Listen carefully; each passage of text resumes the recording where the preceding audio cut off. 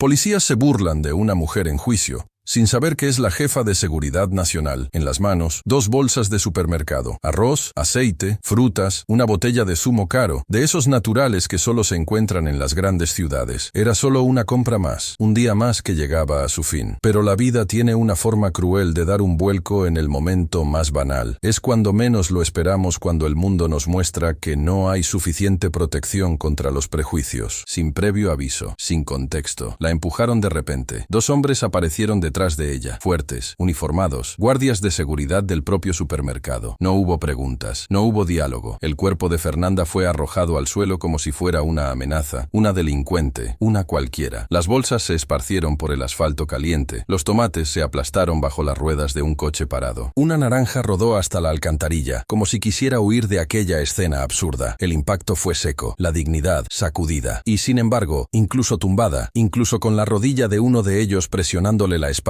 Fernanda no gritó. El dolor era profundo, pero la rabia era mayor. El silencio que mantenía no era debilidad, era estrategia, porque sabía quién era, sabía el peso que tenía su nombre. A su alrededor comenzaron a levantarse los celulares, gente grabando, gente comentando, nadie ayudando. Es fácil señalar cuando se cree haber encontrado a la culpable. Es ella, es la mujer de las noticias, la que estaba estafando en los mercados. Una voz en el fondo gritó, y fue como si todos se sintieran reafirmados. De repente, aquella mujer negra, bien vestida y altiva, se convirtió en un estereotipo andante. Y cuando llegó la policía, las prisas por esposarla fueron mayores que cualquier intención de entender lo que realmente estaba pasando. Fernanda aún intentó argumentar. Dijo que había un error, que era inocente, que no tenía ni idea de lo que estaban hablando. Pero sus palabras no encontraban oídos, solo barreras. Uno de los policías se rió con desdén. Otro soltó, con la frialdad de quien ya está acostumbrado a etiquetar. Ladrona, pagarás por todo lo que has hecho. Y entonces lo entendió. Aquello no era solo un error, era una condena ya escrita, y el veredicto se había dictado en el momento en que su piel entró en escena. En el coche patrulla, el aire parecía más denso. Fernanda miraba por la ventana, con los ojos fijos en el movimiento de la ciudad, pero con la mente lejos. No era la primera vez que el mundo quería doblegarla, pero aquella escena dolía de una manera diferente, porque ella sabía que no era algo personal, y precisamente por eso era peor. Era estructural, era sistemático, era el reflejo de un país donde el racismo ya no se esconde, solo se disfraza de celo. Cuando llegó a la comisaría, el tono no cambió. La trataron como basura. Uno de los policías tiró su identificación sobre la mesa, desacreditándola. Jefa de seguridad de Nueva York, inventate otra. Conocemos bien a ese tipo. Ella levantó los ojos y dijo con una firmeza que rasgaba el aire, se arrepentirán de cada segundo de esto. Y por un momento, uno de los policías dudó, no por la amenaza, sino por la forma en que la pronunció. Allí dentro, Fernanda no era solo una presa más, era una mujer que cargaba con siglos de silencio forzado, de cuerpos invisibilizados, de voces silenciadas por estructuras que dicen justicia, pero practican lo contrario. Cada segundo dentro de esa celda era un recordatorio de que, a pesar de su currículum, de su cargo, de su fuerza, ella seguía siendo, ante todo, una mujer negra en un país que no perdona cuando se levantan, y ella estaba de pie, aunque caída. Al otro lado de la pared, los policías se reían. Comentaban el caso como si fuera solo otro arresto seguro. Uno de ellos decía que el departamento estaría orgulloso. Otro ya pensaba en ascensos. No sabían a quién habían esposado, porque la mujer en esa celda no era una víctima esperando compasión. Era una leona a punto de mostrar los dientes, y su rugido apenas estaba comenzando. Los policías, por otro lado, trataban todo como rutina. Entraban y salían riendo, intercambiando chistes vacíos, sin importarles las miradas atentas que los seguían desde detrás de los barrotes. La sala donde Fernanda había sido registrada aún olía a tinta de sello y papel mohoso, y en ella ninguna autoridad parecía capaz de ver más allá del color de la piel o del lugar donde alguien había sido abordado. Esa mañana, antes de ser detenida, Fernanda estaba terminando un informe confidencial sobre seguridad nacional. En Nueva York era temida, no por sus subordinados, sino por todos aquellos que intentaban burlar la ley. Su historial estaba limpio, su reputación incuestionable, y ahora, allí, ni siquiera habían consultado su nombre con atención. La arrogancia de la ignorancia presencia de esos hombres era el retrato más fiel de la injusticia contra la que ella había luchado durante años. Después de horas de espera, finalmente la llevaron a una sala de interrogatorios. Había 3 policías presentes. Uno de ellos, el más viejo, se apoyó en la mesa y cruzó los brazos, mirando a Fernanda con ese tipo de superioridad que no proviene de la competencia, sino de la certeza de la impunidad. ¿Estás lista para decir la verdad?, dijo, como si le estuviera ofreciendo una oportunidad antes del castigo. Fernanda levantó la mirada lentamente. Estaba cansada, sí, pero era el tipo de cansancio que fermentaba en rabia, y su rabia era meticulosa, nunca explosiva, siempre calculada. Han cometido el error más grave de sus vidas. La frase no sonó como una amenaza, sonó como una constatación. Uno de los policías se rió, como quien oye una exageración. El otro solo puso los ojos en blanco, impaciente. Fernanda estiró el cuerpo, se acomodó en la silla y enderezó los hombros como quien se vuelve a poner su propia identidad. Sacó del bolsillo del pantalón una tarjeta metálica laminada que había conseguido mantener oculta entre los pliegues de la costura interior. La extendió sobre la mesa. Un gesto sencillo, pero lleno de peso. En ella figuraba el escudo de la ciudad de Nueva York, seguido del título en letras firmes: Fernanda S. Nascimento, jefa de seguridad metropolitana, ciudad de Nueva York. El silencio que se instaló entonces era otro. No era vacío, sino cargado. El más joven de los policías tomó la tarjeta. La leyó 1, 2 veces, como si sus ojos se negaran a confirmar lo que veían. El más viejo se alejó lentamente de la mesa, ahora visiblemente desconcertado. La soberbia comenzó a derretirse. ¿Esto es falso?, se arriesgó a preguntar el tercero, con la voz temblorosa de quien ya sabía la respuesta. Compruébalos, insisto. Salieron apresuradamente de la sala. Afuera, la conversación se intensificó en los pasillos. Llamaron al delegado, consultaron las bases de datos. Cuando finalmente confirmaron su identidad, el ambiente en la comisaría se transformó. El mismo lugar que minutos antes era de burla, ahora olía a pánico. Y aún así, en lugar de reconocer el error y pedir disculpas, optaron por endurecer su postura. El delegado entró en la sala. Era un hombre grande, con la nariz torcida y el rostro marcado por los años. Pero lo que más llamaba la atención era el orgullo que parecía mayor que su autoridad. Miró a Fernanda como si aún tuviera el control de la situación. Hemos recibido su identificación. Pero eso no cambia el hecho de que usted ha amenazado a agentes públicos dentro de la comisaría. Ha dicho que nos arrepentiríamos, y eso puede interpretarse como una amenaza directa al sistema judicial.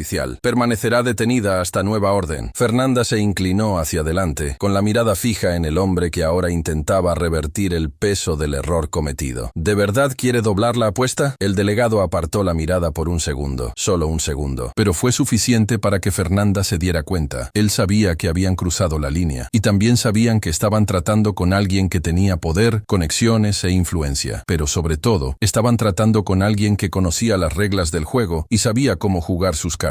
Las siguientes horas estuvieron marcadas por una tensión creciente. Fernanda fue llevada de vuelta a la celda, pero ahora el ambiente había cambiado. Ningún policía se burlaba ya de ella. Ninguna risa resonaba por los pasillos. El teléfono del delegado no dejaba de sonar. Los periodistas comenzaban a rondar la comisaría. Los abogados estaban en camino. La historia estaba a punto de estallar, pero incluso ante la inminencia del caos, optaron por mantener la farsa, por orgullo, por vanidad, por miedo a admitir que se habían equivocado gravemente y que lo habían hecho con la mujer equivocada. Y Fernanda, sentada en la celda, miraba al techo y respiraba hondo. Su rostro no mostraba alivio. No había victoria, había fuego. Ella sabía lo que vendría. Sabía que el sistema, cuando se ve amenazado, no se doblega, se arma. Y ella también sabía armarse. No con armas físicas, sino con inteligencia, estrategia y coraje. Allí, en esa celda, nació una promesa silenciosa. Ellos aprenderían de la manera más dura, porque Fernanda no solo estaba interesada en demostrar su inocencia, quería desenterrar las raíces retorcidas de todo aquello. Quería demostrar que cuando se levanta contra una mujer negra con voz, historia y poder, no solo se pisa a una persona, se pisa a un pueblo, y el retorno siempre llega. En los sótanos del sistema, donde los focos no llegan y las decisiones se toman en la oscuridad, la verdad rara vez tiene valor. Es moneda de cambio frente a los favores intercambiados, las viejas amistades, los pactos silenciosos sellados no con palabras, sino con miradas de quienes se entienden sin necesidad de decir nada. Mientras Fernanda era mantenida en una celda por pura afrenta, una trama compleja y repulsiva cobraba fuerza fuera de la vista de la prensa, lejos de la indignación pública, muy lejos de cualquier idea de justicia. El policía Enrique sabía que se había cometido un error, pero no estaba interesado en arreglar nada. Al contrario, entendía que su error no era haber arrestado a una mujer inocente, sino haber arrestado a la mujer equivocada. Fernanda no era una desconocida cualquiera. Era un hombre fuerte, respetado, venerado en círculos que él nunca alcanzaría por méritos propios, y por eso su instinto de supervivencia habló más alto. Si la verdad amenazaba su posición, entonces la verdad debía ser silenciada. Enrique no era inteligente en el sentido tradicional. Era inteligente como un ratón acorralado. Sabía dónde esconderse, sabía a quién recurrir. Esa noche, mientras la comisaría comenzaba a ser rodeada por periodistas y preguntas, sacó su celular del bolsillo y marcó un número que guardaba desde hacía mucho tiempo, solo para emergencias. Al otro lado de la línea, Joaquín. Joaquín era más que su superior directo. Era su padrino informal dentro del departamento. El tipo de hombre que no ascendió por méritos propios, sino por haber nacido en el lugar adecuado, rodeado de las personas adecuadas, con el apellido adecuado. Creció escuchando que podía hacer todo, y aprendió pronto que cuando la justicia se interpone en los planes de hombres como él, es la justicia la que hay que eludir. Joaquín no necesitaba pruebas. Le bastaba con el relato de Enrique para entenderlo. Fernanda tenía que ser silenciada, no físicamente, sino institucionalmente. Había que desmontarla pieza a pieza, hasta que no quedara más que la imagen de una mujer descontrolada, arrogante y peligrosa. «Déjalo en mis manos», dijo Joaquín, con la calma calculada de quien ya se ha manchado antes. Sabía exactamente a quién llamar. Fue entonces cuando entró en escena Mateo, juez y viejo amigo de Joaquín desde la universidad, donde intercambiaban favores y confidencias entre partidos de tenis y cenas familiares. Mateo era uno de esos hombres que habían aprendido a disfrazar la corrupción con vocabulario técnico. Nunca recibía nada directamente, nunca dejaba rastros, pero detrás de cada decisión controvertida había una llamada telefónica, una invitación, un apretón de manos. En la conversación entre Joaquín y Mateo no hubo promesas directas, ni una palabra comprometedora, solo frases construidas con la precisión de quien ya sabe cómo funciona el juego. Esa mujer parece peligrosa. Su comportamiento no es compatible con la estabilidad que necesitamos. Quizás un ejemplo firme ayude a mantener el orden, y así quedó sellado el destino de Fernanda. Mientras tanto, entre bastidores, la agitación era aún mayor. El abogado de Enrique, un hombre llamado Gabriel, frío, técnico e implacable, comenzó a preparar el terreno. Buscó a los testigos en el supermercado, presionó a los guardias de seguridad, ofreció acuerdos a cambio de declaraciones favorables. Gente sencilla, asustada, fácilmente manipulable. Bastó con sembrar la duda de que Fernanda podía ser, efectivamente, alguien peligroso, que había reaccionado con violencia, que había alzado la voz. Un pequeño teatro montado con precisión quirúrgica, donde cada detalle servía para moldear la imagen de una mujer fuera de control, arrogante, que utilizaba su cargo como escudo para intimidar. Gabriel lo sabía. La verdad en los tribunales no es lo que pasó, es lo que puedes probar o distorsionar. Y ellos estaban dispuestos a todo. Revisaron las redes sociales antiguas de Fernanda,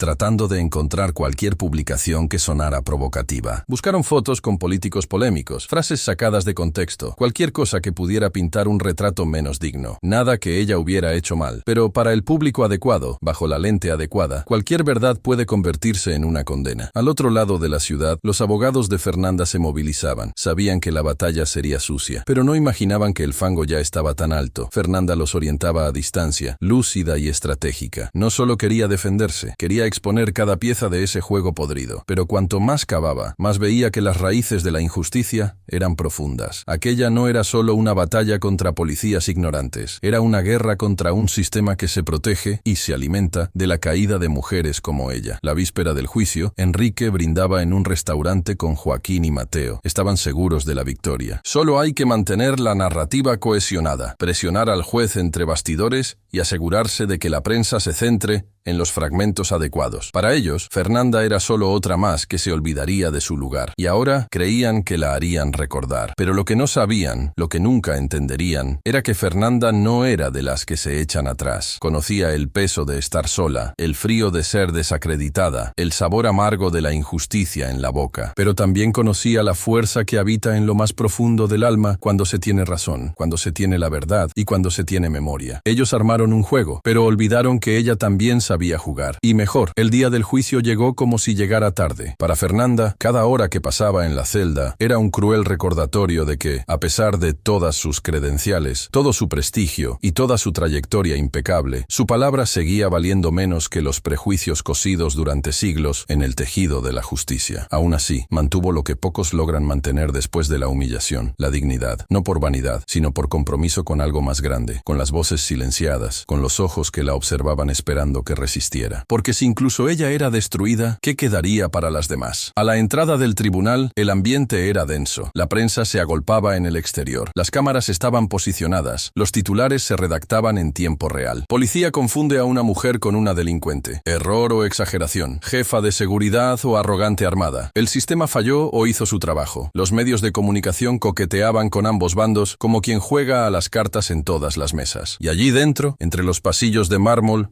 y las pesadas puertas de madera, comenzaba la puesta en escena. Fernanda llegó escoltada, pero no bajó la cabeza. Llevaba el pelo suelto, enmarcando su fuerza, y la mirada. Esa mirada aún tenía la firmeza suficiente para hacer que los hombres acostumbrados a mandar desviaran la vista. Se sentó entre sus abogados como quien ocupa el espacio que le corresponde por derecho. Y eso era precisamente lo que hacía, recuperar el lugar que habían intentado arrebatarle por la fuerza. Entró el juez, Mateo, vestido de negro, expresión neutra, tono estudiado, pero Fernanda sabía, lo sabía, que esa neutralidad era solo una fachada. Detrás de la toga había pasado, conexiones, vínculos entre bastidores. Era el mismo Mateo que había compartido risas con Joaquín en su juventud, el mismo que le debía favores al sistema y que ahora, vestido de imparcialidad, sostenía la pena y la sentencia. El juicio comenzó. El abogado de Fernanda, Tomás, era metódico y directo, un hombre experimentado, de esos que saben exactamente cómo construir un argumento sin parecer agresivo, pero aún así demoler la lógica adversaria con precisión. Comenzó con los hechos, el día del abordaje, la agresividad injustificada, la ausencia de investigación previa. A continuación, sacó la primera pieza de oro, los vídeos. Las imágenes proyectadas en la pantalla del tribunal eran nítidas, innegables. Mostraban a Fernanda caminando tranquilamente, con bolsas en las manos. Mostraban a los guardias de seguridad abordándola con una violencia desproporcionada, sin siquiera una conversación previa. Mostraban el caos causado por la suposición. Luego vinieron las grabaciones internas de la propia comisaría, en las que se escuchaban los insultos, las risas de desprecio, los comentarios cargados de burla. Todo eso fue puesto ante los ojos de todos. Pero Tomás no se detuvo ahí. Tenía más. Mostró imágenes de la verdadera criminal, la mujer responsable de los golpes financieros que se habían estado produciendo en la región. Rubia, rasgos diferentes, otra postura, otra historia. Demostró, con registros y testimonios, que Fernanda ni siquiera estaba en el estado en los días en que se cometieron los delitos. Todo allí era transparente, limpio, irrefutable. Entonces, el tribunal se volvió hacia la defensa de Enrique. Gabriel, el abogado de Enrique, subió al estrado con voz tranquila, educada, casi poética, pero sus palabras eran cortantes, venenosas, disfrazadas de lógica. No negó los hechos, pero los diluyó. Dijo que los guardias de seguridad solo estaban siguiendo los protocolos, que la policía había recibido una descripción vaga, que el departamento estaba en alerta, que todo había sido una desafortunada coincidencia. Luego lanzó la mayor trampa. Dijo que la conducta de Fernanda tras su detención era inaceptable para alguien en su posición. Alegó que amenazó a los agentes, que abusó de su autoridad, que se comportó como alguien que se creía por encima de la ley. No importaba que estuviera en estado de shock, indignada, revoltada. No importaba que la hubieran arrastrado injustamente. Para él, el problema no era lo que le habían hecho a Fernanda, sino cómo había reaccionado ella. Y esa inversión, ese malabarismo moral, comenzó a tomar forma en el rostro frío del juez Mateo. Fernanda escuchaba todo en silencio. Apretaba las manos sobre el regazo, pero mantenía la cabeza erguida. Al otro lado de la sala, Enrique mantenía la mirada baja, como fingiendo humildad. Joaquín, presente como observador, esbozaba una leve sonrisa en la comisura de los labios. Para él, era solo otro caso cerrado antes incluso de empezar. Creían que habían ganado. Y por un instante, Fernanda creyó que tal vez el peso de las pruebas sería suficiente, que tal vez, solo tal vez, la justicia finalmente se doblegaría ante la verdad. Pero cuando el juez levantó la vista y comenzó a leer su fallo, el silencio se hizo absoluto. Mateo afirmó que había pruebas claras de la inocencia de Fernanda en relación con el delito investigado, pero que su actitud intimidatoria durante y después del proceso de detención era incompatible con el cargo que ocupaba. Afirmó que nadie está por encima de la ley y que su conducta sugería abuso de poder, interferencia en el proceso judicial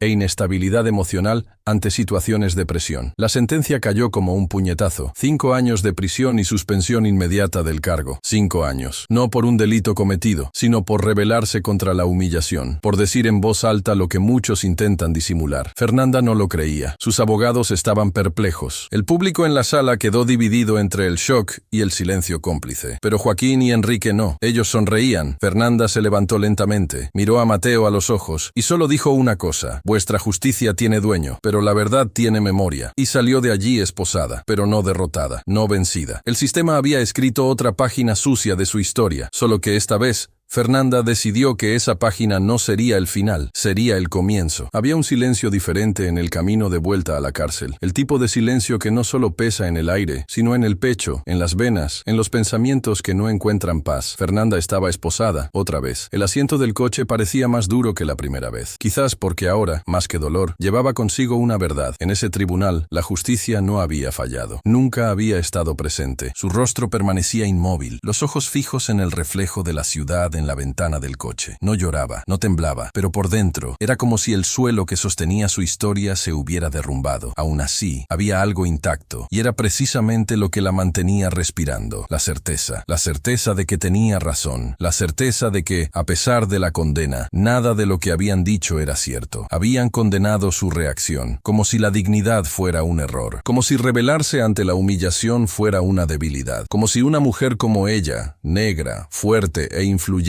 debiera simplemente aceptar en silencio lo que le habían hecho. De vuelta en la celda, la soledad fue cruel durante los primeros días, no por el aislamiento físico, sino por el abismo emocional en el que se sumió. Pensaba en los años dedicados a la seguridad pública, en los casos que había resuelto, en las vidas que había protegido. Pensaba en lo mucho que había creído en el sistema que ahora la escupía como una amenaza. Era como ver cómo su propio mundo se desmoronaba pieza a pieza. Pero, a diferencia de muchos que se pierden en ese punto de la caída, Fernanda no se rindió. Se reconectó con sus raíces más profundas. Recordó su difícil infancia en los suburbios del Bronx, a su madre, que le decía que el mundo no perdonaría su brillo, pero que debía brillar de todos modos. Recordó a su padre, que apenas pudo darle una casa cómoda, pero le enseñó algo más valioso: la postura, y eso fue lo que la alimentó. Actitud, mantener la cabeza alta, por dentro, aunque el mundo intentara empujarla al suelo. La celda era pequeña, con paredes sucias y una cama dura, pero sus pensamientos volaban lejos. Fernanda no miraba los barrotes, miraba lo que vendría después de ellos. En la oscuridad,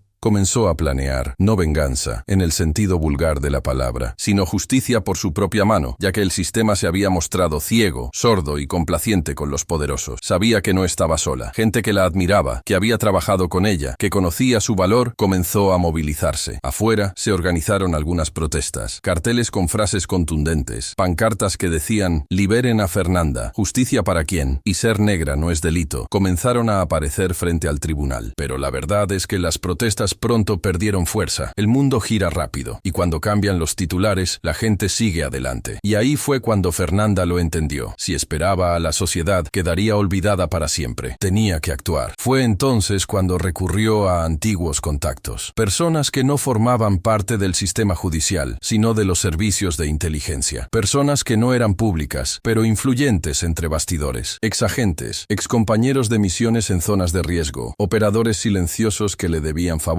o que simplemente la respetaban demasiado como para dejar que un tribunal corrupto la enterrara. Los mensajes comenzaron a circular de forma discreta. Códigos, frases cifradas. Un plan tomó forma, lento, metódico, como ella. Pero antes de cualquier acción externa, Fernanda se reconstruyó por dentro. Volvió a escribir. Llenaba cuadernos con reflexiones, estrategias, ideas. Cada palabra era un paso hacia atrás. Releyó casos antiguos, anotó nombres, reorganizó su mente. Ya no era la Fernanda de antes de la cárcel. Era otra persona, una mujer herida. Sí, pero con la claridad de que el sistema no estaba roto, sino que funcionaba exactamente como había sido diseñado, para proteger a los suyos y aplastar a quienes se atrevían a levantar la cabeza. Y ella se había atrevido. Se había negado a bajar la cabeza. Había enfrentado, con voz firme, a los hombres que se escondían detrás de la toga, del uniforme, de la chaqueta. Por eso, la sentencia nunca fue solo contra ella. Fue un mensaje, un ejemplo a seguir. Y eso era exactamente lo que ella iba a devolver. Otro ejemplo, un mensaje más alto, más claro, imposible de ignorar. En la cárcel, comenzó a entrenar su cuerpo como entrenaba su mente. Corría, hacía flexiones, respiraba profundamente, ensayaba discursos en voz baja, escribía cartas. Cada día era un paso, un ensayo para el regreso, no como víctima, sino como pieza central de una historia que ahora tendría un rumbo diferente. Sus abogados seguían luchando en los tribunales, pero ella ya lo sabía. El cambio no vendría por las vías tradicionales. Joaquín, Enrique, Mateo, todos ellos habían vencido dentro de la legalidad forjada. Ahora, ella tendría que dar la vuelta a la mesa, y en lo más profundo de su pecho llevaba una certeza. No solo quería su libertad, quería que ellos sintieran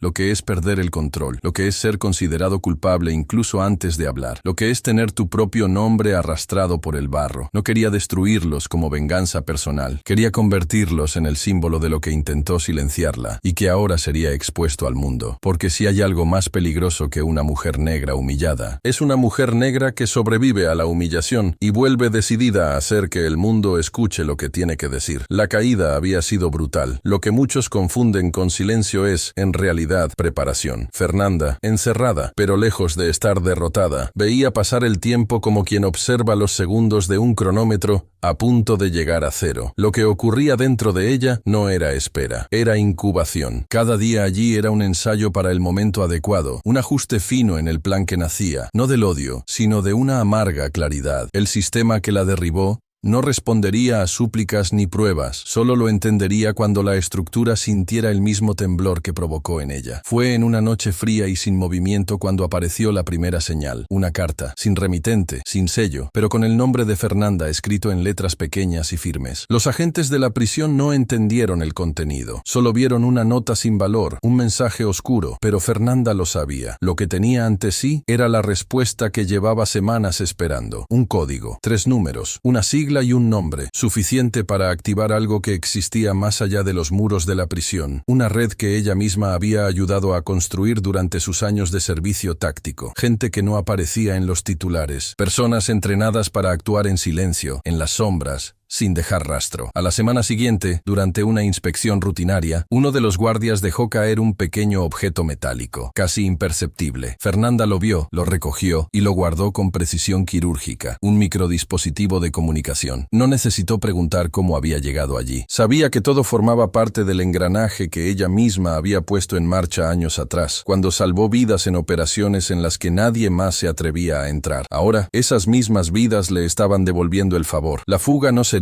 improvisada, estaría planeada con la misma frialdad con la que fue condenada. Los pasos eran claros: crear una distracción, manipular los horarios, infiltrar a un agente, romper el protocolo. Y eso fue exactamente lo que pasó. En una mañana lluviosa, mientras se realizaba el mantenimiento de la puerta principal, sonó una falsa alarma en el pabellón B. El equipo de seguridad corrió para contener lo que parecía una pelea entre reclusas. Pero en el bloque C, donde se encontraba Fernanda, todo se movía en silencio. Una puerta abierta, un pasillo oscuro, un vehículo de mantenimiento aparcado en el lugar adecuado, y en menos de 6 minutos ella ya estaba fuera. Nadie la vio salir, ninguna cámara captó su rostro. Los registros de la prisión fueron manipulados por un sistema que ella misma había ayudado a diseñar años atrás. Y mientras los guardias aún intentaban comprender cómo alguien podía haber desaparecido sin dejar rastro, Fernanda ya se encontraba a decenas de kilómetros de allí, sentada en el asiento trasero de un coche blindado, cambiándose la ropa de la prisión por un conjunto oscuro, elegante y funcional. Era como si estuviera regresando al puesto que nunca debió abandonar. La primera acción del plan no fue la venganza, fue la recopilación de datos. Antes de tocar a cualquiera de los que la traicionaron, necesitaba entender dónde estaban, cómo se movían, quiénes los rodeaban. No se trataba de una venganza impulsiva, era una operación, un contraataque limpio, calculado, eficiente. Enrique era el primero de la lista. Vivía como si nada hubiera pasado. Recibía invitaciones para dar conferencias. Había ganado notoriedad por haber neutralizado naturalizado una amenaza y ya circulaba en eventos sociales como una figura respetada. Fernanda lo observaba desde lejos, vio sus hábitos, sabía dónde tomaba café, dónde entrenaba, quién lo visitaba, cómo se comportaba, todo anotado, no por obsesión, por necesidad. Para entender al enemigo hay que ponerse en su piel, pensar como él, respirar como él. Luego vino Mateo, el juez que había sostenido su libertad entre los dedos y la había aplastado con palabras frías. Descubrió que se reunía regularmente con Joaquín y que ambos compartían no solo una vieja amistad, sino también negocios turbios, acuerdos secretos y favores intercambiados en cenas discretas. No solo había una conspiración contra ella, había todo un sistema que funcionaba como un organismo podrido y ella sería el antídoto. La decisión final no vino de la ira, vino de la convicción. No iban a entender los juicios, no se iban a doblegar ante las denuncias. Tenían demasiada protección, los contactos adecuados, los favores adecuados. Era necesario volver la lógica en su contra. Y entonces nació el verdadero plan. Con la ayuda de los mismos agentes que la sacaron de la cárcel, Fernanda planeó un secuestro relámpago. No para destruir, sino para obligar. Los dos, Joaquín y Mateo, serían capturados en momentos diferentes, pero con el mismo destino. Una casa aislada, segura, lejos de cualquier rastro. Y así se hizo. Joaquín fue sacado de un restaurante del centro con una rapidez que solo años de entrenamiento permiten. Los guardias de seguridad ni siquiera reaccionaron. Mateo, capturado en su mansión junto a la piscina, apenas tuvo tiempo de entender lo que pasaba. Ambos se despertaron atados, con los ojos vendados, en una habitación oscura y silenciosa. Fernanda apareció ante ellos con la serenidad de quien no necesita gritar. Dijo con firmeza lo que quería. $88,000 transferidos al agente responsable de la operación y, lo más importante, una confesión pública. ¿Querían justicia? La tendrían, pero ahora en sus propios términos. Joaquín y Mateo, acorralados, lo prometieron. Dijeron que lo harían, que lo confesarían todo. Fernanda no les creyó, pero fingió que sí. Les dio el beneficio de la duda, no por ingenuidad, sino para poner al descubierto hasta dónde estaban dispuestos a mentir. Los liberaron, pero ella ya lo sabía. El juego real aún no había comenzado, porque la justicia, para algunos, solo tiene sentido cuando viene acompañada del dolor que nunca quisieron sentir. Ante ella, atados, con los ojos muy abiertos y sin escapatoria, Joaquín y Mateo dijeron que harían lo correcto, que confesarían, que contarían toda la verdad, que el juicio había sido manipulado, que la sentencia contra Fernanda había sido decidida incluso antes de que se analizaran las pruebas. Dijeron lo que ella quería oír, voces temblorosas, palabras sudorosas. Pero Fernanda sabía, desde el primer instante, que su verdad solo duraría hasta que se abriera la puerta. Y tenía razón. Pasaron los días. El silencio de ambos fue absoluto. Ninguna rueda de prensa, ninguna retractación, ni una sola línea escrita en ningún periódico. En cambio, ella leyó los titulares. Fernanda huye de la cárcel en una misteriosa operación. Joaquín y el juez Mateo afirman haber sido víctimas de un secuestro. La jefa de seguridad es ahora una fugitiva buscada en todo el país. Eso era. Habían utilizado su vulnerabilidad como arma. Habían utilizado la libertad que ella les había dado como munición para enterrarla aún más profundamente. Y fue en ese momento cuando lo que le quedaba de fe en ellos se rompió. No en sí misma, eso nunca, sino en la idea de que esas personas pudieran, en algún nivel, tener una pizca de arrepentimiento. Habían tenido una oportunidad real de reparar el daño, una oportunidad única de hacer lo correcto, pero prefirieron preservar la mentira, prefirieron la comodidad de la farsa al costo de la verdad. Y allí, Fernanda comprendió lo que ahora había que hacer, no por rabia, por justicia. Los había tratado como hombres que aún tenían elección, pero ellos habían elegido el lado equivocado de la historia. Fue entonces cuando Fernanda, fría y decidida, autorizó lo que hasta entonces había evitado, la nueva fase, la que no solo involucraba a los culpables directos, sino a todo lo que los rodeaba, las familias, no como víctimas, sino como espejos. Ellos sentirían el dolor que le habían negado a ella, no el físico, no el brutal, sino el que destroza por dentro, el miedo a perder lo que se ama, el terror de no tener control sobre lo que le sucede a quienes están bajo tu cuidado. Eso era lo que había sentido Fernanda cuando la llevaron esposada, cuando le arrebataron su dignidad ante un público que nunca quiso escucharla. Ahora era su turno. La operación se organizó como una partida de ajedrez. Cada movimiento era preciso. Cada casa se ocupó de forma quirúrgica. Los hijos de Joaquín, acostumbrados a una rutina protegida por guardias de seguridad y altos muros, fueron interceptados de camino al colegio. Nadie resultó herido. Nadie gritó. Los agentes actuaron con silencio y precisión. La esposa de Mateo fue detenida en su casa mientras se preparaba para un evento benéfico. No hubo tumultos ni resistencia, solo la ligera frialdad de una fuerza que no pide permiso. Las familias fueron trasladadas a un lugar seguro, donde fueron tratadas con respeto, sin agresiones ni amenazas directas. Pero la ausencia, la desaparición, el impacto fue suficiente. Joaquín y Mateo enloquecieron. La noticia cayó como una tormenta. Inmediatamente, ambos llamaron frenéticamente a todos sus contactos. Intentaron rastrear, presionar, movilizar a las autoridades, pero nada funcionaba. Fernanda había previsto cada paso, sabía cómo responderían los sistemas de seguridad, sabía cómo pensarían. Ahora estaban en su tablero. Entonces llegó la llamada. Al otro lado de la línea, una voz firme,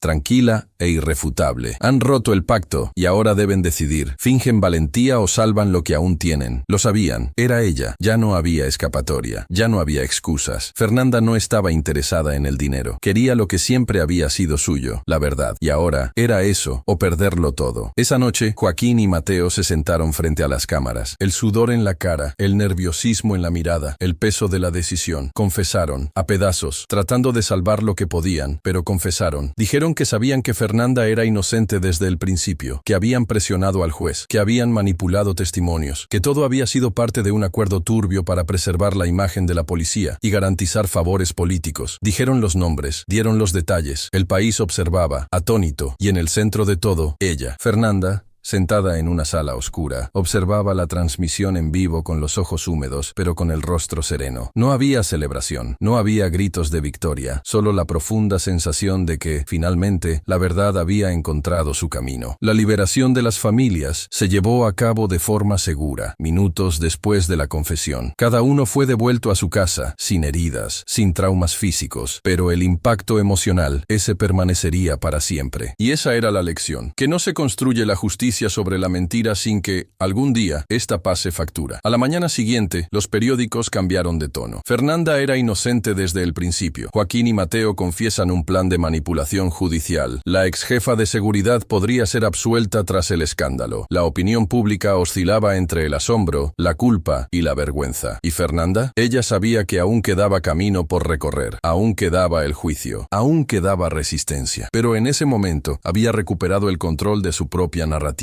Había obligado al sistema a mirarse en el espejo, y ahora nada volvería a ser como antes. Porque cuando te empujan al fondo y decides volver, no vuelves solo para respirar, vuelves para transformar. La sala del tribunal parecía la misma. Las sillas de madera barnizada, la mesa central con su peso simbólico, el escudo del Estado fijado en la pared como un escudo que fingía proteger a todos por igual. Pero había algo diferente ese día, un silencio más respetuoso, casi reverente, como si el propio ambiente supiera que, esta vez, se vería obligado a tragar verdades que durante tanto tiempo había ignorado. Y en medio de todo, sentada con postura firme, estaba ella, Fernanda. Tras meses de reclusión, humillaciones públicas y persecución judicial, allí estaba la mujer que se negó a ser reducida a una caricatura. Sus ojos no mostraban euforia. Había algo más grande allí, lucidez. Porque incluso ante la posibilidad real de la libertad, Fernanda sabía que ninguna absolución podría borrar lo que le habían hecho, pero sí podía cambiar las tornas, y no por venganza, por memoria, por propósito, por justicia, esa que el tribunal no reconoció la primera vez, pero que ahora se imponía como una avalancha imposible de contener. Los asientos estaban ocupados por periodistas, activistas, curiosos y representantes del gobierno. El caso se había convertido en nacional. El país quería respuestas, unos por rebelión, otros por miedo, pero todos, de alguna manera, lo sabían. Estaban a punto de presenciar algo que traspasaba los límites de la ley. Era una disputa entre lo que el sistema había construido para sí mismo y lo que la realidad gritaba desde fuera. El juez, esta vez, no era Mateo. Tras la confesión pública y la denuncia formal, fue destituido. Se sentaba en el banquillo de los acusados, junto a Joaquín. Los papeles se habían invertido, y esa inversión pesaba en el aire como una tormenta a punto de estallar. Fernanda, ahora, era escuchada, no como acusada, sino como víctima, como símbolo, como mujer que no bajó la mirada cuando todos le exigieron sumisión. Su abogado tomó la palabra. Thomas estaba diferente. Ya no era comedido ni calculador. Hablaba con la energía de quien había sido testigo del derrumbe del sistema ante sus propios ojos. Presentó las confesiones de Joaquín y Mateo. Mostró las pruebas de la corrupción que habían intentado borrar. Traía grabaciones, extractos de transferencias, comunicaciones interceptadas y testimonios de aliados dentro de la propia fuerza policial. Cada documento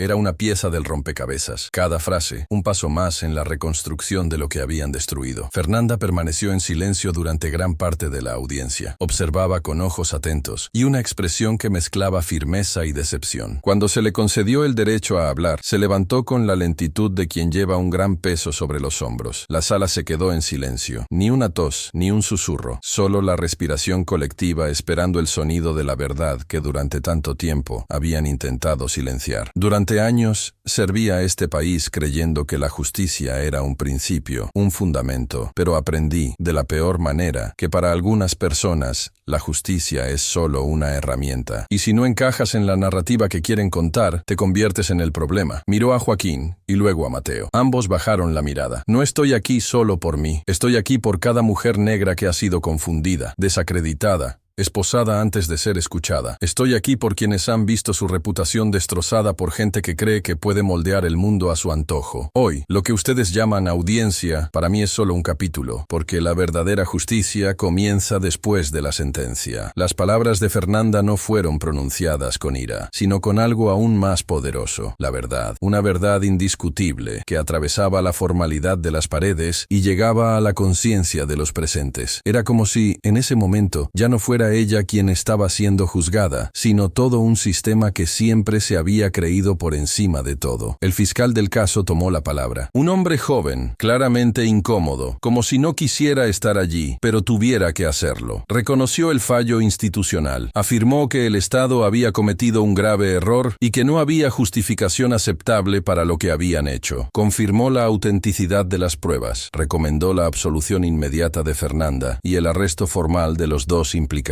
Cuando el juez, un sustituto serio y visiblemente avergonzado por lo que había heredado, dictó el veredicto, la decisión fue clara. Fernanda quedaba absuelta de todos los cargos. Se le restituiría su cargo, se limpiarían sus antecedentes y el Estado se vería obligado a indemnizarla. Joaquín y Mateo fueron condenados a 7 años de prisión por obstrucción a la justicia, manipulación de pruebas y formación de banda. No hubo aplausos. Solo se oía el ruido de las sillas al arrastrarse, de los papeles al guardarse, de la prensa apresurándose a correr con la noticia. Pero lo más impactante fue lo que sucedió cuando Fernanda, al final de la audiencia, se acercó a los dos hombres que un día decidieron su destino con la frialdad de quien aprieta un botón. Se detuvo frente a ellos, miró fijamente a Joaquín a los ojos y dijo: sabían quién era yo, y aún así decidieron enterrarme. Ahora saben en quién me he convertido.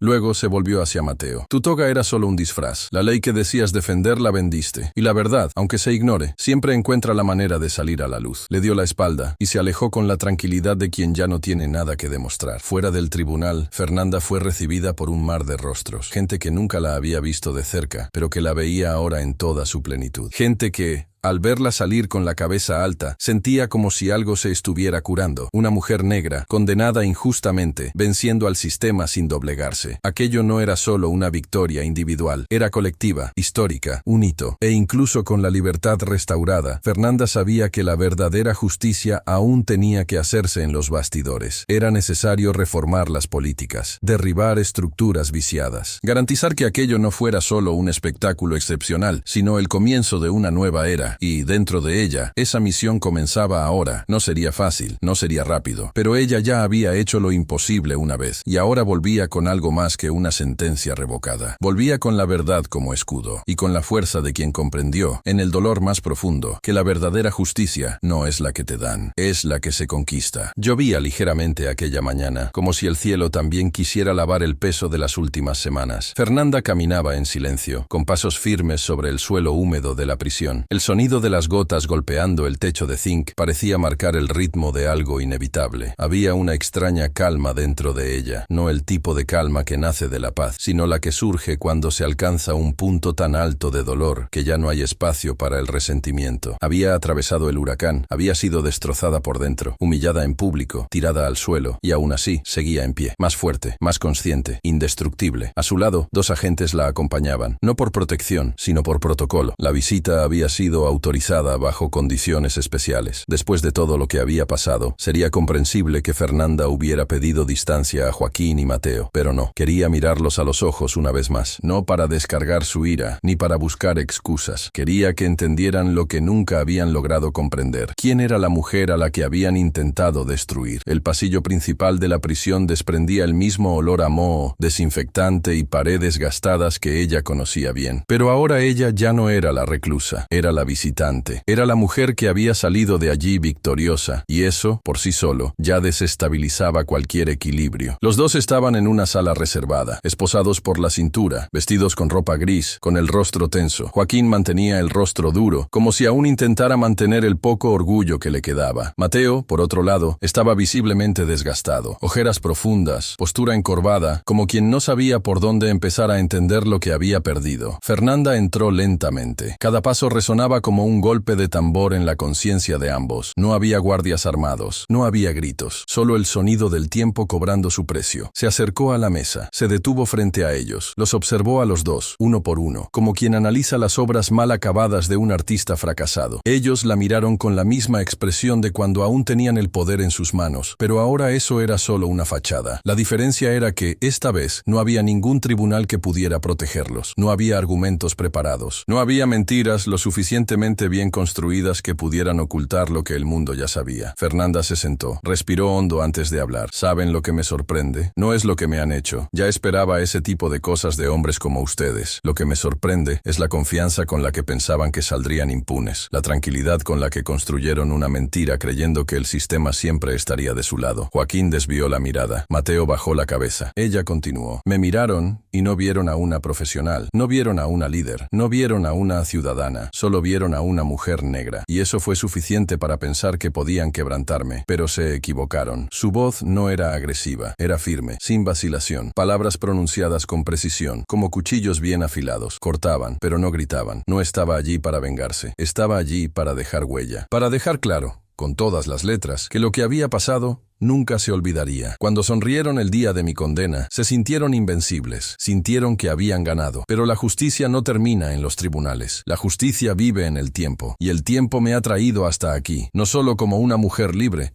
sino como una mujer más fuerte de lo que ustedes jamás serán. Mateo intentó levantar la vista, pero no pudo sostener la mirada de ella más de 2 segundos. Joaquín apretaba las manos con la mandíbula tensa, como buscando alguna línea de defensa, pero allí no había tribunal, no había público, solo estaban ellos tres, y la verdad. Y ante la verdad, sabían que habían perdido. No he venido aquí a gritar, ya lo he hecho por dentro cuando nadie quería escucharme. Tampoco he venido a perdonar. El perdón es una elección, no es una obligación, y hoy elijo no concedéroslo, porque lo que habéis hecho no solo ha sido contra mí, ha sido contra todas las personas que confían en este sistema. Fue contra la posibilidad de una justicia real y sobre todo fue contra todo lo que he construido con tanto esfuerzo. Se levantó lentamente. Creían que estaban tratando con alguien frágil, que podían doblegarme, silenciarme, pero se han metido con la mujer equivocada. Vengo de donde muchos no salen. Crecí escuchando que mi tono de voz era agresivo, que mi presencia incomodaba, que mi inteligencia era una afrenta. Pero seguí adelante. ¿De verdad creen que un tribunal corrupto y 2 figuras como ustedes serían capaces de borrarme? La sala estaba en silencio. Los dos respiraban con dificultad, pero Fernanda estaba plena. Ustedes no son mis verdugos, solo han sido obstáculos, y los obstáculos están hechos para ser superados. Se dirigió hacia la puerta. Se volvió una última vez. La prisión no comienza cuando se entra en una celda. Comienza cuando se cree que se está por encima de la verdad. Ustedes se han condenado a sí mismos. Solo estoy aquí para recordárselo. Y entonces se marchó. El pasillo parecía más claro cuando regresó. El sonido de sus pasos ahora era diferente. Era el sonido de alguien que había atravesado la oscuridad y regresaba con luz propia. Alguien que había sido arrancada de sí misma a la fuerza, pero que se había reconstruido ladrillo a ladrillo, palabra a palabra. Alguien que había visto el fondo del pozo y había decidido no solo subir, sino construir escaleras para los demás. Afuera, el cielo comenzaba a despejarse. La lluvia cesaba lentamente. Fernanda miró hacia arriba, respiró hondo. No había celebración, ni sonrisas, pero había paz, porque en ese momento ella sabía que algo fundamental se había logrado, no para vengarse, sino para cerrar un ciclo con dignidad, con valentía, con la fuerza que solo existe en quienes no han sido quebrantados, a pesar de haber sido derribados una y otra vez. Sabía que su nombre nunca volvería a ser el mismo, pero no por culpa, por historia, y esa historia ahora la contaba en voz alta, para que nadie más se atreviera a olvidar. La justicia, cuando finalmente llega, no trae aplausos, trae silencio, y a veces ese silencio es ensordecedor. Fernanda caminaba por la calle en un día aparentemente normal. La gente iba y venía, los coches pasaban, el mundo seguía su ritmo, pero ella sabía que, incluso ante el aparente retorno a la normalidad, nada sería como antes. La absolución limpió su honor. Sí, la sentencia contra Joaquín y Mateo marcó la victoria moral de una mujer que se negó a aceptar la injusticia como destino. Pero en el fondo, en el lugar donde las verdades no gritan, solo pesan, ella sabía, había cruzado una línea. Y ahora, el eco de esa decisión volvía para cobrar. Durante semanas, Fernanda fue celebrada. Artículos en portales de noticias, entrevistas en programas nacionales, titulares con palabras como heroína, símbolo, victoria histórica. Ella escuchaba, recibía, agradecía, pero siempre con esa mirada distante, porque detrás de la narrativa pública había una realidad que pocos conocían. El sistema no olvida a quienes lo desafían, y nunca perdona a quienes lo enfrentan de igual a igual. 30 días después de la absolución, una mañana sin previo aviso, varios vehículos rodearon su casa. El vecindario quedó en estado de shock. Una vez más, se encendieron las cámaras y se levantaron los teléfonos móviles. Pero ahora no era Fernanda quien dirigía el guión. Era el Estado reaccionando. La acusación, secuestro, extorsión, conspiración, todos los acontecimientos que llevaron a Joaquín y Mateo a confesar, la operación dirigida por ella entre bastidores, estaban bajo investigación. Y aunque ya habían reconocido que el juicio original había sido manipulado, la justicia ahora quería examinar cómo Fernanda había logrado dar la vuelta al juego. Y esa era la ironía que ella conocía bien. El sistema nunca acepta ser derrotado sin intentar vengarse. En la comisaría, el ambiente era otro. No había gritos, ni burlas, ni risas. Había vergüenza. Las miradas eran bajas. Algunos agentes incluso parecían avergonzados de estar allí. Sabían que estaban tratando con una mujer que no era una delincuente, pero también sabían que se enfrentaban a un proceso que se había vuelto demasiado grande como para ser ignorado. Y Fernanda, como siempre, no pidió favores. Pidió justicia. Una vez más. Los interrogatorios fueron largos, detallistas. Querían saber cómo había salido de la cárcel, quién la había ayudado, dónde estaban los agentes implicados, cómo había planeado los secuestros. Las preguntas no eran furiosas, pero tenían el peso de quien necesita demostrar su trabajo. Era la maquinaria del Estado intentando, una vez más, restaurar su autoridad. Fernanda respondió a todo con la serenidad de quien no tiene nada que ocultar. Asumió su parte. No se hizo la víctima. No retrocedió. Dijo que había tomado decisiones difíciles. Sí, que había optado por hacer justicia con sus propias manos cuando el sistema había fallado. Dijo que, en un mundo ideal, nunca habría tenido que actuar como lo hizo, pero que el mundo real está hecho de decisiones difíciles, y que ella había tomado la que consideraba necesaria. En el juicio se presentaron las pruebas. Sí, Fernanda había orquestado la fuga. Sí, había utilizado sus contactos para secuestrar a los hombres que la condenaron. Sí, había actuado al margen de la ley. Pero también se confirmó que ningún acto implicó violencia física, ninguna víctima resultó herida, y todos los implicados fueron tratados con integridad y devueltos a la seguridad tras el desenlace. Aún así, el juez se mantuvo firme. Dijo que la justicia por mano propia, aunque moralmente comprensible, no podía ser tolerada institucionalmente. Y así, Fernanda fue condenada a 3 años de prisión, no por ser una criminal en el sentido tradicional, sino por haber asumido el papel que el Estado se negó a cumplir. Al salir del tribunal, al escuchar el veredicto, no se inmutó, no se sorprendió. Era el precio, uno que ya sabía que vendría, y aún así, lo enfrentó con la cabeza en alto. Al otro lado de la sala, Joaquín y Mateo, ahora acusados y condenados, observaban la escena con ojos vibrantes, no por sus propios errores, sino por el regreso de la mujer que los había vencido en el banquillo de los acusados. Era la vieja estructura institucional, tratando de equilibrar la balanza por la fuerza, y cuando se leyó la sentencia, Mateo no pudo contenerse. Sonrió, sincero, amargo, y lanzó al aire, lo suficientemente alto como para que todos lo oyeran: "El mundo da vueltas, Fernanda". Ella lo miró. Por un instante, el pasado pareció intentar repetir arrepentirse. Pero ahora ella era diferente. Había atravesado el fuego, y el fuego no quema dos veces a quien aprende a caminar sobre las brasas. Y gira con los pies firmes de quien aprendió a caminar en el barro, respondió ella. La nueva estancia en prisión fue diferente a la anterior. Allí no había injusticia, había consecuencias. Fernanda lo sabía. Sabía que no todos la verían como una heroína. Sabía que había traspasado los límites legales, pero también sabía, con la misma firmeza de siempre, que la legalidad sin moralidad no es más que una trampa disfrazada de orden. Allí dentro no se escondió, asumió su lugar. Hizo del tiempo un nuevo ejercicio de reflexión, no para lamentarse, sino para repensar. Escribió cartas, relatos, reflexiones, esbozó un libro, estudió aún más, hablaba con otras mujeres, las orientaba, escuchaba historias. Entendió que su misión ahora no era solo resistir, sino inspirar. Y cada noche, al apoyar la cabeza en el fino colchón, sabía que, incluso entre las frías paredes de aquel lugar, seguía siendo libre. Porque la libertad,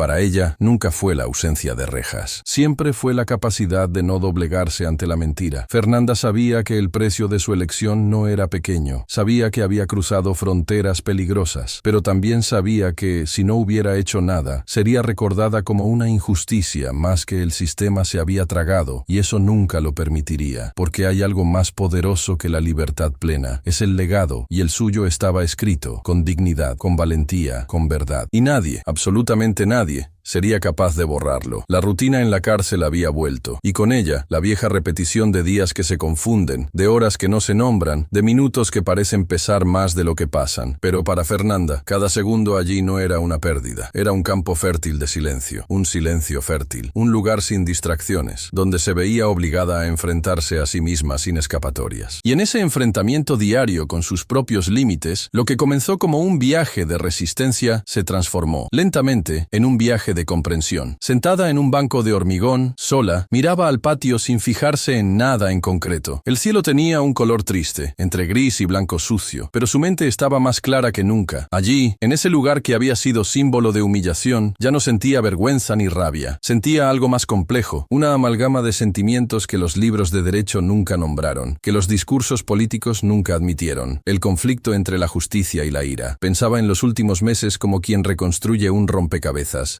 Revivía, una a una, las decisiones que había tomado, la fuga, el plan, los secuestros, la confesión forzada, todo lo que había hecho en nombre de algo más grande, todo ello cargado de la convicción de quien lucha contra un sistema que se protege a toda costa. Y sí, todo había salido bien. Joaquín y Mateo estaban pagando por sus crímenes. Su inocencia había sido restaurada, su nombre limpio, su imagen recomponida. Pero en lo más profundo de su pecho quedaba una pregunta que ni siquiera la victoria había sido capaz de silenciar. ¿Tenía que ser así? Era esa pregunta la que la visitaba en los días más silenciosos. Cuando las luces ya estaban apagadas, cuando las celdas ya estaban cerradas, cuando el mundo exterior se convertía en un recuerdo amortiguado, era ella, esa duda, la que le robaba el sueño. No por simple arrepentimiento. Fernanda nunca fue una mujer que se arrepintiera de lo que había hecho con valentía, pero ahora, más madura, más centrada, más en paz, entendía que la verdadera justicia no es solo una reacción a lo que se ha sufrido. La justicia debe mirar hacia adelante. Y tal vez, solo tal vez, su respuesta a la injusticia había venido cargada con demasiado dolor acumulado durante toda una vida. Pensaba en su madre, una mujer de pocas palabras, de manos callosas y espalda recta, una mujer que siempre le decía que la lucha de los nuestros no es solo por la reparación, sino por la construcción. Y ahora, allí, Fernanda se preguntaba, ¿qué estaba construyendo después de todo? Su venganza había sido estratégica, limpia, racional, pero aún así, era venganza. Y aunque se justificara 1000 veces, aunque dijera que el sistema la obligó, que sus verdugos se lo merecían, algo dentro de ella sabía que había más poder en transformar que en vengarse. No era una conclusión fácil. Exigía entrega, desconstrucción, exigía valor. No el valor de enfrentarse a un tribunal, o de huir de una prisión, o de mirar a la cara a los hombres que intentaron destruirla, sino el valor de admitir que, en el fondo, ella también se había perdido un poco por el camino. Su rabia era justa, era necesaria, pero en algún momento momento se había dejado moldear por ella. En uno de los muchos días nublados de aquel lugar, se sentó frente a una joven reclusa, condenada por robo. La chica la conocía de nombre. Había visto las entrevistas, leído los titulares, escuchado las historias que se susurraban por los pasillos. Se acercó a Fernanda sin miedo, sino con admiración, y allí, bajo un cielo cerrado, le preguntó: ¿volverías a hacerlo? Fernanda tardó en responder. Antes, habría dicho sí, sin pensarlo. Pero ahora, el peso de la pregunta exigía más que una respuesta. Exigía la verdad, y la verdad, en ese momento, era más sutil que las certezas. Haría algo, pero quizá no exactamente igual. La joven pareció confundida, y Fernanda completó: nos acostumbramos a creer que la justicia es una bala, que tiene que ser directa, rápida, certera. Pero la verdadera justicia es una construcción. Lleva tiempo, duele, y a veces, cuando intentamos hacerla con nuestras propias manos, incluso ganando, también nos hacemos daño. La conversación fue breve, pero para Fernanda fue suficiente para comprender que su misión allí, en ese momento, no era sobrevivir, era sembrar. Empezó a escuchar más, a hablar con otras mujeres, a descubrir historias de abandono, injusticia, errores judiciales, vicios del sistema. Empezó a escribir cartas a organizaciones de derechos humanos, sugiriendo reformas, proponiendo directrices. Se convirtió, una vez más, en un referente, pero esta vez, no por la fuerza de la resistencia, por la profundidad de su escucha. En largas noches, pasaba horas escribiendo en un cuaderno sencillo. Allí volcaba sus inquietudes, sus aprendizajes, sus cicatrices. Con cada página, sentía como si estuviera limpiando no solo su nombre, sino también su alma. Estaba aprendiendo que, a veces, el precio de la lucha no es el dolor físico, es el vacío que queda después de que la victoria no te devuelve lo que perdiste al luchar. Un día, al recibir una carta de una de las mujeres que seguía el caso desde fuera, leyó una frase que nunca olvidaría: nos has demostrado que ganar no es solo resistir, también es saber cuándo retroceder para reconstruir. En esa frase, Fernanda lo entendió. La justicia que buscaba, al final, no era solo personal, era colectiva, y la verdadera victoria no estaba en la caída de quienes la derribaron, sino en el ascenso de quienes vinieron después. Si su dolor servía para evitar el dolor de otras personas, entonces todo habría valido la pena. Cuando se acercaba el final de su condena, ya no era vista como una ex jefa de seguridad condenada. Era tratada como consejera, puente, referencia. Sus cartas circulaban entre organizaciones. Sus textos comenzaron a ser estudiados por juristas y activistas. La prisión había intentado silenciarla una vez más, pero allí dentro se había vuelto aún más grande, y cuando finalmente, un año después, la puerta de la prisión se abrió una vez más para que saliera, Fernanda no salió apresurada, no miró atrás, no se llevó nada, solo caminó, en silencio, en paz, con la cabeza más alta que nunca, porque ahora por fin lo sabía. La diferencia entre la justicia y la ira es que la ira exige una respuesta, pero la justicia exige un propósito. La libertad, cuando llega por segunda vez, no trae fiesta, no trae multitudes gritando tu nombre, ni fuegos artificiales estallando en el cielo. La libertad, cuando regresa después de todo lo que Fernanda vivió, llega en silencio, como quien pide permiso para volver, sabiendo que hay grietas por donde pasa. Era temprano, casi las 6 de la mañana, cuando se abrieron las puertas de la prisión. Afuera no había periodistas, ni políticos, ni alfombra roja, solo el viento frío de la mañana y una carretera vacía. Y aún así, Fernanda sintió que ese era el paso más significativo de toda su vida. Llevaba una pequeña mochila a la espalda. Dentro, solo lo necesario. Un viejo cuaderno lleno de notas, cartas intercambiadas con otras reclusas, una muda de ropa y un par de zapatillas gastadas. Pero había algo que llevaba consigo sin necesidad de guardarlo físicamente: las cicatrices. No las visibles, sino aquellas que habitan en la memoria, en el pecho, en la forma de pisar el suelo y de mirar al mundo después de haber sido despojada de su propia humanidad. Fernanda no se marchó con odio, pero tampoco salió ilesa. Ahora había algo más maduro en ella, algo que le había enseñado el tiempo entre cuatro paredes: la comprensión de que, por mucho que intenten destruirte, lo que te reconstruye no es la fuerza bruta, es la conciencia, la firmeza silenciosa, la capacidad de continuar, incluso cuando nada parece empujarte hacia adelante, salvo la fe de que alguien vendrá después y de que debes dejar el camino menos cruel. Fueron meses de silencio, reflexiones y cartas intercambiadas. Afuera, el país había seguido adelante. Los medios de comunicación habían migrado a otro escándalo, otro caso. Joaquín y Mateo cumplían sus condenas en silencio, lejos de los ojos del público, con sus rostros olvidados por la misma prensa que un día los trató como autoridades. La justicia los alcanzó. Pero Fernanda sabía que el dolor que había vivido nunca se curaría por completo con sentencias. Su vuelta a la libertad no fue fue mediada por periodistas ni abogados, fue por el ejército. Viejos contactos que nunca dejaron de creer en ella, que esperaron el momento adecuado. No fue un favor, fue un reconocimiento. Internamente habían revisado su actuación, su historial, su impacto. Vieron que lo que hizo no fue un intento de ruptura institucional, sino una respuesta desesperada de alguien que había sido marginada por un sistema ciego y orgulloso. Y así, Fernanda fue reintegrada, con honor. Han pasado 2 años, 2 largos años desde el día en que su nombre se asoció al término fugitiva. 2 años desde que fue injustamente esposada, desde que miró a los ojos al juez que la condenó por ser demasiado fuerte, por no aceptar en silencio la injusticia. Y ahora volvía al cargo, jefa de seguridad metropolitana, Nueva York, pero ya no era la misma Fernanda. Y ese cargo, aunque era el mismo, ya no tenía el mismo significado. Ahora sabía que el poder, si no es una herramienta de protección, se convierte en un arma. Y su misión ya no era solo coordinar operaciones, ocuparse de la logística de la ciudad, garantizar los protocolos. Ahora también era garantizar que ninguna otra Fernanda pasara por lo que ella había pasado. El primer día de su regreso, al entrar en el edificio de la central de operaciones, todos se levantaron. Había respeto en los ojos del equipo, pero también había admiración. Atravesó el pasillo principal con paso firme, no como quien regresa a un puesto, sino como quien retoma la misión de su vida. Y al llegar a la sala donde se encontraban los paneles de control, las cámaras y los mapas de la ciudad, no sonrió, respiró hondo y luego dijo: a partir de ahora, este equipo no solo trabaja por el orden, trabaja por la dignidad de quienes han sido olvidados por ese mismo orden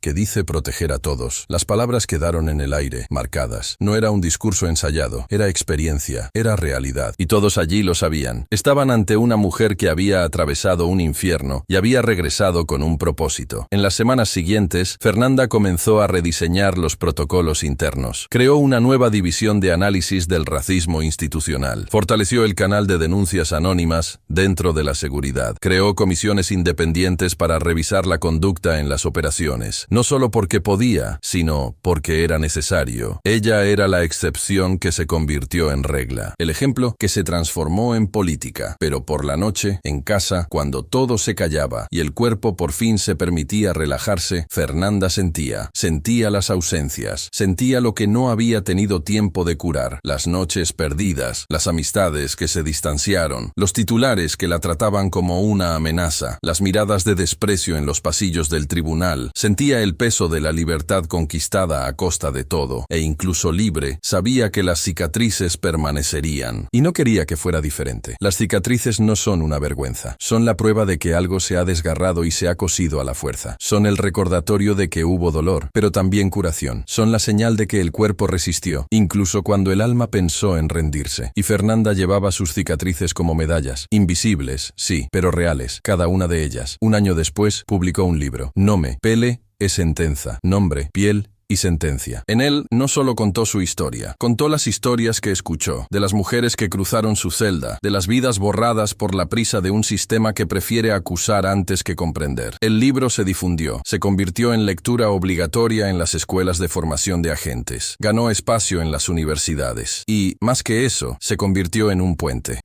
entre quienes juzgan y quienes viven, entre quienes acusan y quienes sufren, entre quienes nunca han sido escuchados y quienes necesitan aprender a escuchar.